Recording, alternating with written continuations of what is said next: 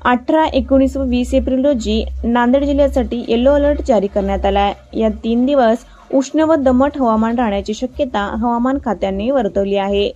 प्रादेशिक हवामानशास्त्र केंद्र मुंबई यांनी दिलेल्या सूचनेनुसार नांदेड जिल्ह्यासाठी 18, 19 व 20 एप्रिल हे 3 दिवस येलो अलर्ट जारी केलेला आहे। या 3 दिवसाच्या काळात जिल्ह्यात तुरळक ठिकाणी उष्ण आणि दमट हवामान राहण्याची अधिक शक्यता वर्तवण्यात आली आहे।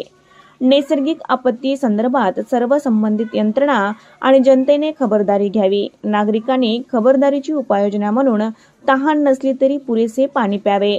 हृदयरोग, मूत्रपिंड, यकृतविषयी आजारामुळे ज्यांना शरीरात द्रव पदार्थ टिकवण्याचा प्रश्न येतो त्यांनी डॉक्टरांच्या सल्ल्यानंतरच द्रव पदार्थ किंवा पाणी प्राशन करावे। ORS, शरीरातले पाणी वाढवणारे द्रव पदार्थ, घरगुती लस्सी, भाताची पेज, लिंबू पाणी, ताक, नारळाचं पाणी घ्यावे। हलक्या रंगाचे, वजनाला हलके आणि सेलसर सुती कपडे वापरावे। घराबाहेर असाल तर डोके झाकावे। एखादे कापड, टोपी किंवा छत्री वापरावी। डोळ्यांच्या सुरक्षेसाठी गॉगल वापरा आणि उन्हापासून कातडीचाही बचाव करायला सनस्क्रीन वापरावी।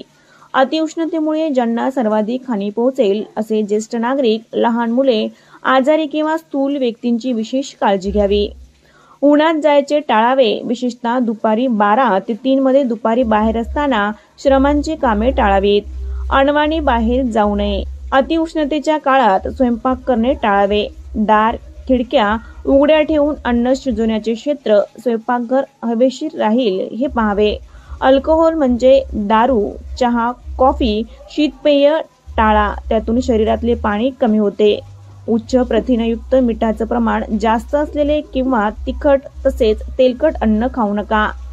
शिळा स्वयंपाक खाऊ नका। 4 चाकी वाहन लावून ठेवताना त्यात लहान मुले किंवा प्राणी ठेवू नका।